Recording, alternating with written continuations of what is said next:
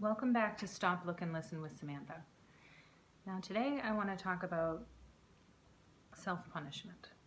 And this is something that I've struggled with and still struggle with throughout my life.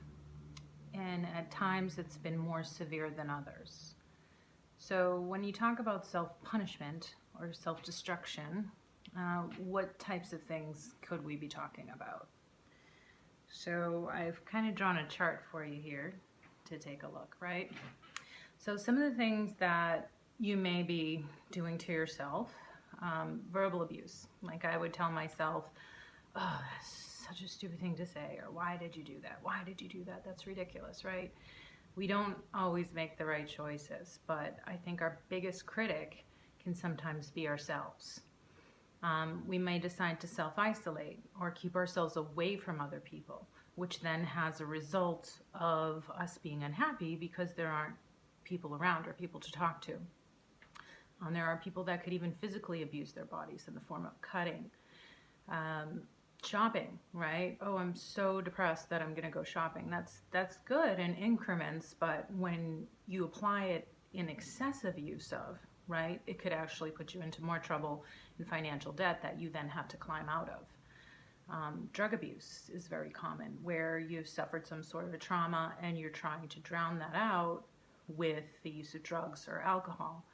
And even overeating in food.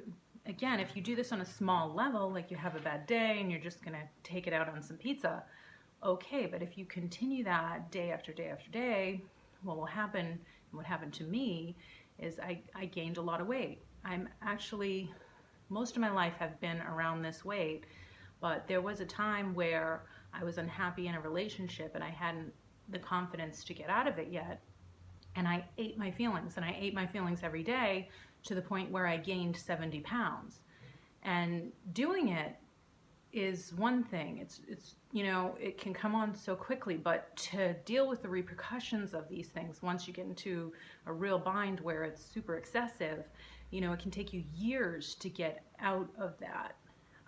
So when I finally decided to take a look at the underlying emotion of why was I overeating, why was I abusing myself in this way through food or drinking, you know, I then realized that I had to deal with the real issue, which was ending the relationship, which was really what was making me unhappy.